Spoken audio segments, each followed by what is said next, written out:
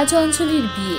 মালা বদলের সময় তাদের সমস্ত আত্মীয় স্বজন এবং বন্ধু বান্ধব একসাথে স্টেজের ওপর দাঁড়িয়েছিল। অঞ্জলি এবং তার হবু বর গৌরবের হাতে বরমালা ছিল। প্রথমে অঞ্জলিকে মালা পরানোর কথা বলা হয়, কিন্তু সে চুপচাপ দাঁড়িয়েছিল, কারণ তার বিয়ে করার ইচ্ছে ছিল না।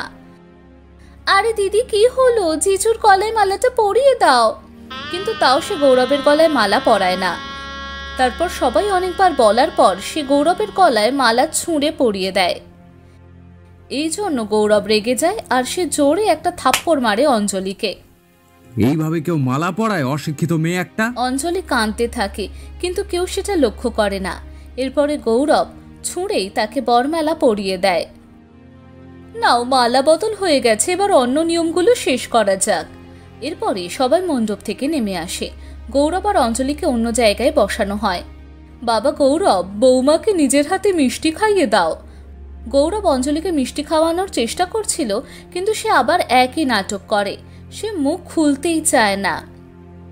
অঞ্জলির মা বাবা এবং বোন খুব চিন্তায় পড়ে যায়। এসব কি নাটক চলছে? তাড়াতাড়ি খেয়ে নাও, নালে কিন্তু খারাপ হয়ে যাবে। গৌরব জবরদস্তি তার মুখে মিষ্টিটা রেখে জোর করে বাইরে থেকে ধাক্কা মেরে তাকে খাইয়ে দেয়। এর ফলে তার চোট লাগে। সে কেঁদেই চলে, কিন্তু সে কাউকে কিচ্ছু বলতে চায় না। আরে বাবা, জামাই তোমাকে মিষ্টি খাওয়াচ্ছিল, তোমার খেয়ে নেওয়া উচিত ছিল।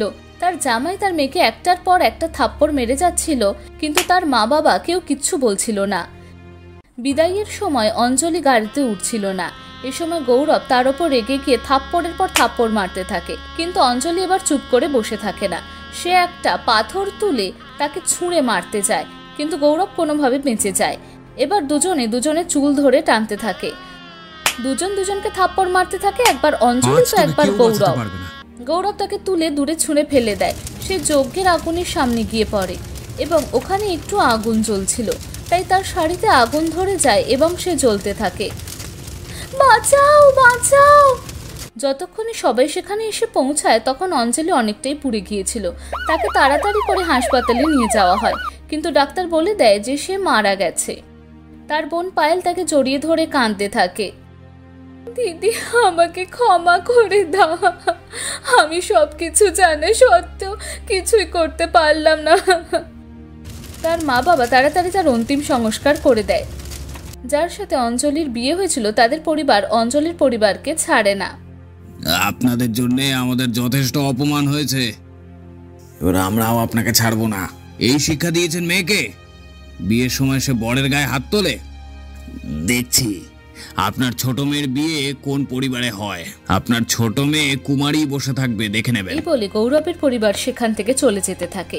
এই সময় অঞ্জলির বাবা তাদেরকে ডাকে এবং বলে, এরকম করবেন না, আমরা খুব গরিব পরিবারের মানুষ। আপনারা এরকম করলে আমার মেয়ে কুমারী থেকে যাবে। আমার বড় মেয়ের যা ভুল হয়েছে সেসব ক্ষমা করে দিন। আমার ছোট মেয়ের সাথে আপনার ছেলের বিয়ে দিয়ে দিন, আমি রাজি। পায়েল গ্রামের একজন শান্তশিষ্ট মেয়ে ছিল, তাই সে বড়দের মুখের উপর কিছু বলতে পারে না। তাই অনিচ্ছা সত্ত্বেও তাকে গৌরবের সাথে বিয়ে করতে হয় তার মা বাবার খুশির জন্য। কিন্তু অঞ্জলির সাথে এরকম কেন হলো? অঞ্জলি এরকম ব্যবহার বিয়ের সময় কেন করলো? এটা জানার জন্য আমাদের গল্পের একটু পিছন দিকে যেতে হবে।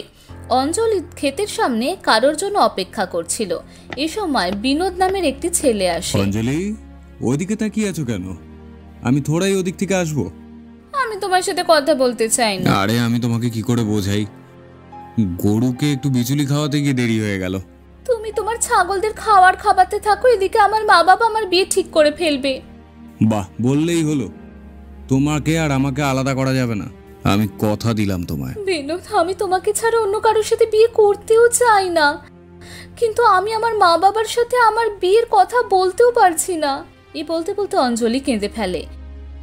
বিনোদ অঞ্জলির হাত ধরে তাকে ভরসা জোগায়। এই সময় তার বাবা দূর থেকে তাদেরকে দেখে নেয়। দৌড়তে দৌড়তে গ্রামের কিছু লোকের সাথে কথা বলে। আরে আমি আমার মেয়ের বিয়ে অনেক কষ্টে একটা ভালো পরিবারে ঠিক করেছি, কিন্তু পাশের গ্রামের একটা ছেলে ওর পেছনে পড়ে আছে। ওর নাম বিনোদ। হ্যাঁ হ্যাঁ, আমরা ভালো করে জানি। আমরা অনেকবার আপনার মেয়ের সাথে ওকে দেখেছি, কিন্তু আপনাকে কিছু বলিনি। ওকে তাড়াতাড়ি রাস্তা থেকে সরিয়ে দাও, আমাকে খবর দাও, তোমাদেরকে মদ খাওয়াবো। একদিন যখন বিনোদ সাইকেল করে যাচ্ছিল তখন ওই লোকগুলো এসে ট্রাক্টর দিয়ে তাকে পেছন থেকে ধাক্কা মারে এবং বিনোদ নিজেকে সামলে ওঠার আগেই তারা তার উপর ট্রাক্টর চালিয়ে দেয়, যার ফলে বিনোদের মৃত্যু হয়। আমাকে ক্ষমা করে দিও অঞ্জলি, আমি জীবনের কাছে হেরে গেলাম, তাই আমার কথা রাখা হলো না। এরপর তার বাবা অঞ্জলির বিয়ে গৌরবের সাথে করিয়ে দেয়। এবার গল্প এখনকার সময় চলে আসে। অঞ্জলির বোন পায়েল তার শ্বশুরবাড়িতেই ছিল। সে দিনরাত তার মৃত দিদির কথা ভাবতে থাকে। দিদি, এরা তোমার সাথে খুবই খারাপ করেছে। আমরা খুব ভুল সময়ের মধ্যে দিয়ে যাচ্ছি, যেখানে মেয়েদের চিন্তা ভাবনার কোনো দামই নেই। এটা বলতে বলতে ওখানে গৌরব চলে আসে। পায়েল ভয়ে উঠে দাঁড়িয়ে পড়ে, কারণ সে গৌরবের আসল রূপ বিয়ের সময় দেখে নিয়েছিল। তুই এখানে বসে আরাম করছিস? মা কখন থেকে ডেকেই যাচ্ছে তোকে রান্না করার জন্য। দাঁড়া, তুই এরকম মানবি না। না, গৌরব পায়েলকে মারার জন্য তার হাত ওঠায়, কিন্তু হঠাৎ করে তার হাত আটকে যায়। সে কিছুতেই তার হাত নাড়াতে পারছিল না। কি হচ্ছে? আমি হাতটা নাড়াতেই পারছি না, মনে হচ্ছে কেউ আমার হাতটা ধরে রেখেছে। আপনি বসুন, আমি খাবার আনছি। পায়েল ভয় পেয়ে যায়। সে সোজা রান্নাঘরের দিকে চলে যায়। পায়েল একা অনেকজনের জন্য রান্না করছিল। তখন সেখানে অঞ্জলির আত্মা প্রকট হয়। পায়েল এটা দেখে ঘাবড়ে যায়। দিদি, তুমি? পায়েল, এই সমাজ আমাদের মেয়েদের জন্য ভালো ছিল না, এখনো নেই। নিজের মা বাবাও শুধু বড় পয়সালা খানদান দেখে মেয়ের বিয়ে দিয়ে দেয়। তাদের শুধু নিজেদের মান সম্মানের কথাই মাথায় রাখে। আমার মৃত্যুর পরে ওরা তোকে এই শ্বশুর বাড়িতেই বিয়ে দিয়ে দিল। দিদি, তুমি ঠিক বলেছ, কিন্তু তুমি কি জানো, তুমি যাকে ভালোবাসতে তাকে বাবাই পয়সা দিয়ে লোক ঠিক করে মেরে ফেলেছে রাস্তা থেকে সরানোর জন্য। আমি সব কিছু জানি বোন, তুই একদম ভয় পাস না। এখন আমি তোর সব কাজে সাহায্য করব। কেউ যদি তোর দিকে আঙুল তোলে আমি তার আঙুল ভেঙে দেব। অঞ্জলির আত্মা সবসময় তার ছোট বোন পায়েলের সাথে থাকতো। কেউ যদি তার দিকে চোখ তুলে তাকাতো সে তার চোখ গেলে দিত। আরে পায়েল, কখন থেকে খাবার জন্য অপেক্ষা করছে, এখনো তোমার রান্না হয়নি? হ্যাঁ মা, এক্ষুনি নিয়ে যাচ্ছি মা, আপনারা খাবার টেবিলে গিয়ে বসুন। তার শ্বশুর শাশুড়ি গৌরব এবং অন্য লোকেরা সবাই খাবার টেবিলে গিয়ে বসে পড়ে। পায়েল খাবার নিয়ে আসে এবং সবাইকে খেতে দেয়, কিন্তু খাবার খাওয়ার পরেই সবার কান থেকে ধোঁয়া বেরোতে থাকে। আরে পাগলি, তুই খাবার বানিয়েছিস? এসব কি করেছিস? উফ, এত ঝাল। মা, এ ওর দিদির মতোই, মারা গেছে কিন্তু তবু মচকায়নি। এও একই রকম, একেও শিক্ষা দিতে হবে। অন্যদিকে অঞ্জলি তার আত্মা নিয়ে তার মা বাবার কাছে যায় এবং অঞ্জলির মা বাবা তাকে দেখে ভয় পেয়ে যায়। তোমরা দুজন মা বাবার নামে কলঙ্ক, যদি তোমাদের বিশ্বাস না হয় তোমরা আমার সাথে চলো। অঞ্জলির মা বাবা পায়েলের শ্বশুরবাড়িতে পৌঁছে গিয়ে দেখে তারা পায়েলকে দড়ি দিয়ে বেঁধে চাবুক দিয়ে মারছে। তখন অঞ্জলির মা বাবার চোখে জল আসে। ওই সময় অঞ্জলির আত্মাকে সকলে দেখতে পায়। অঞ্জলি তার শ্বশুরবাড়ির লোকেদের দড়ি দিয়ে ভালো করে বেঁধে খুব মারতে থাকে এবং পায়েলকে মুক্তি দেয়। দেখেছো এদের ব্যবহার? তোমরা পয়সার লোভে নিজের মেয়েদের বিয়ে করিয়ে দাও, তাদের চিন্তা ভাবনার কোনো দাম নেই।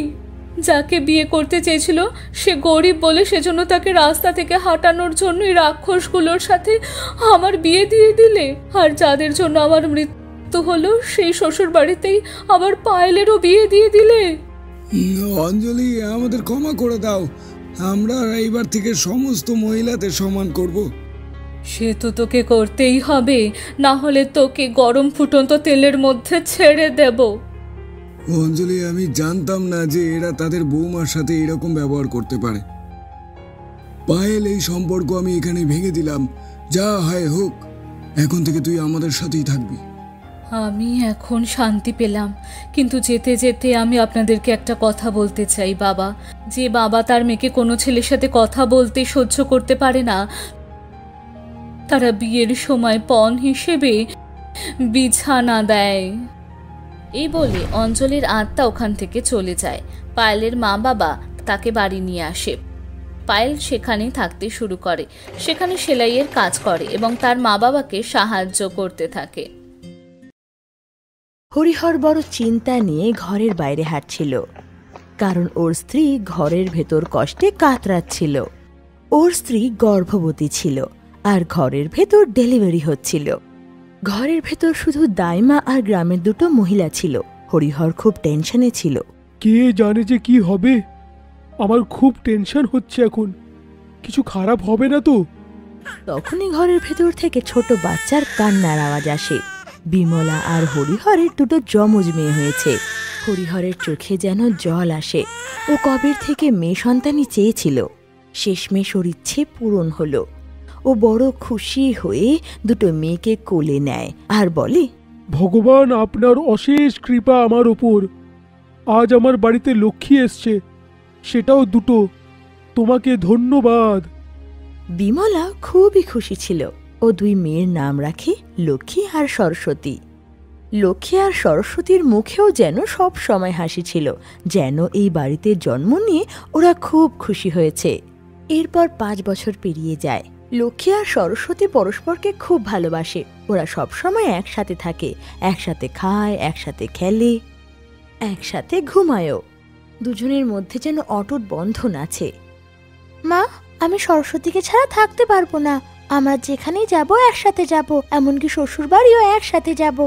সরস্বতীও কাঁদতে কাঁদতে বলে, হ্যাঁ মা, আমিও লক্ষ্মীকে ছাড়া থাকতে পারবো না।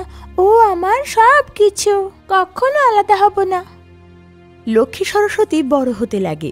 4 জনের পরিবার যেন সুখে শান্তিতে ফুলে ওঠে, যেন কোনো দুঃখ দুর্দশা ওদের আর ছুঁতেই পারবে না।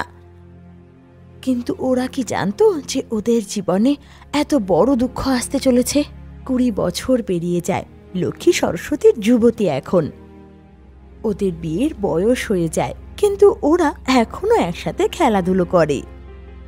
গ্রামের পাশেই একটা জঙ্গল আছে, সেখানে গিয়েই ওরা সময় কাটাতো। দুজনে গাছ থেকে ফল পেড়ে খেত, আর দুপুর হলেই জঙ্গলের পাড়ের জমিতে হরিহরের জন্য খাবার নিয়ে যেত। একদিন হরিহর খেতে কাজ করছিল, তখন একটা লোক ওর সাথে দেখা করতে আসে আর হরিহরকে বলে, কিরে হরিহর, তোর মেয়েরা তো বিয়ের বয়স হয়ে গেল, কবে দিবি ওদের বিয়ে? সেটাই আমি রোজ ভাবি রে ভাই। তখনই সেখানে লক্ষ্মী সরস্বতী খাবার নিয়ে আসে। এই না বাবা, তোমার জন্য খাবার। আরে কাকা, আপনিও আসুন না, অনেক খাবার আছে। বাহ হরিহর বাহ, কি মিষ্টি মেয়ে রে তোর দুটো। এদের বিয়ে তো নিশ্চয়ই ভালো পরিবারেই হবে। অনেক পরিবারে নয় কাকু, একটা পরিবারে। একটা পরিবারে আমরা দুজন বিয়ে করব, না হলে বিয়ে করব না।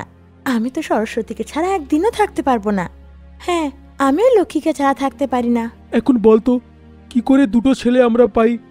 একই বাড়িতে দুজনের বিয়ে কি করি বা দিই আমরা? হ্যাঁ, সমস্যা তো আছে, কিন্তু তুই চিন্তা করিস না। আমার চেনাশোনা একজন আছে, জানকি। তার আবার 2 ছেলে, তাদের দুজনের বিয়ের বয়স হয়েছে। তুই বললে আমি ওদের সাথে কথা বলে দেখতে পারি। আরে আরে, এটা আবার কোনো জিজ্ঞেস করার জিনিস নাকি? আপনি বলুন না। এটা শুনে হরিহর খুশি হয়ে যায়। আর কয়েকদিন পরে লক্ষ্মী সরস্বতীর সম্বন্ধ আসে। জানকী তার 2 ছেলেকে নিয়ে ওদের ঘরে আসে, আর বিমলা আর হরিহর তার ভালো আপ্যায়ন করে। জানকী লক্ষ্মী সরস্বতীকে খুব পছন্দ হয়, আর জানকী খুশি হয়ে বিমলাকে বলে, আপনার মেয়েরা তো কত সুন্দরী আর সাথে সুশিক্ষিতাও। আমার তো খুব পছন্দ হয়েছে, এই সম্বন্ধ পাকা করা যাক। আপনার মুখে এই কথা শুনে তো ধন্য হয়ে গেলাম। তাহলে আমরা যৌতুকের ব্যাপারে কথা বলি? না না, আমরা কোনো পণ নেব না। পণ নেওয়া দেওয়া দুটোই আইনত অপরাধ। হরিহর তো যেন প্রাণ ফিরে পায়, কারণ ওর কাছে দেওয়ার মতো তেমন কিছু ছিল না। ওদের দুজনের বিয়ে পাকা হয়ে যায়। লক্ষ্মী সরস্বতী এটা জেনে খুশি হয় যে ওদের একই দিনে একই বাড়িতে বিয়ে হচ্ছে।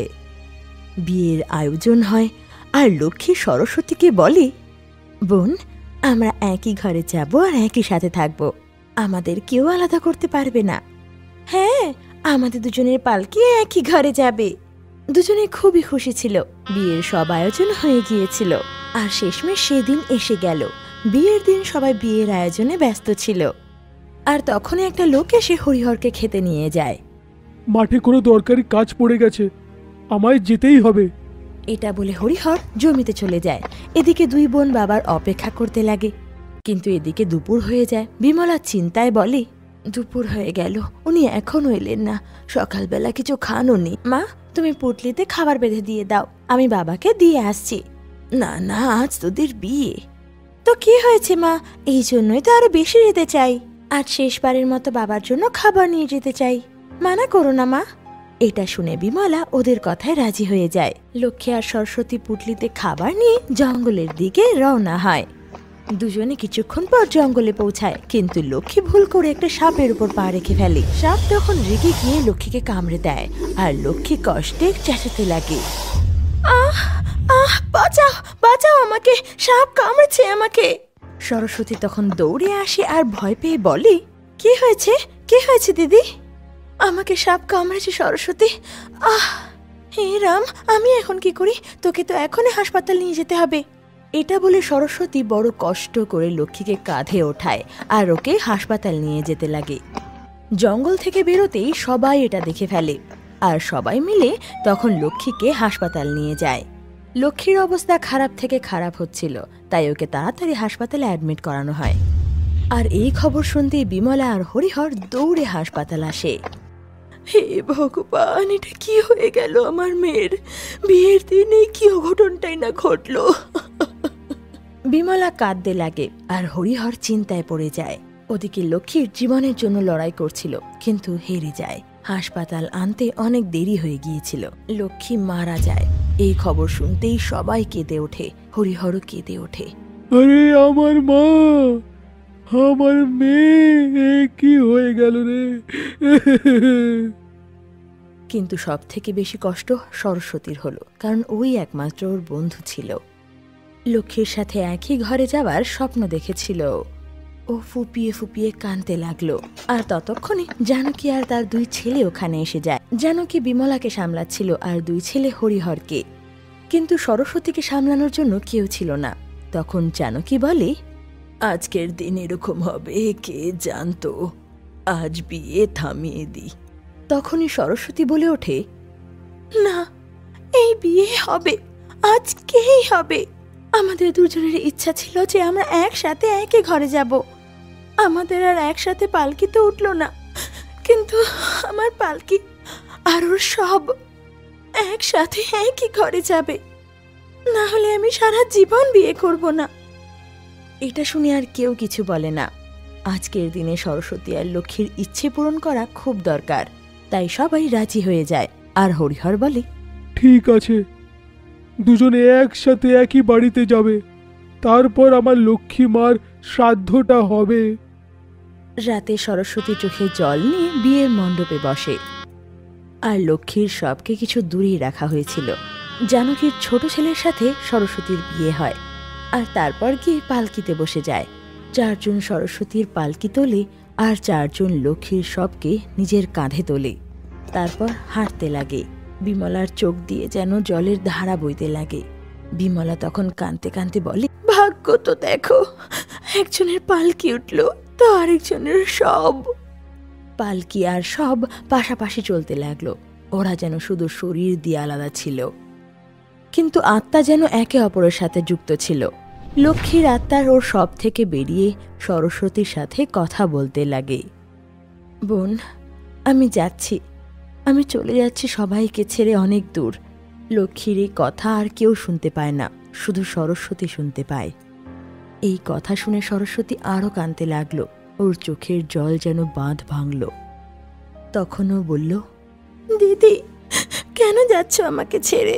আমরা একসাথে বাঁচবো, একসাথে মরবো, এটাই তো কথা ছিল না? কাঁদিস না বোন, এটাই তো নিয়ম। যখনও কারোর পালকি ওঠে তখন কারোর শবও তো ওঠে। বিয়ে করে সংসারী হোস, সুখে থাকিস।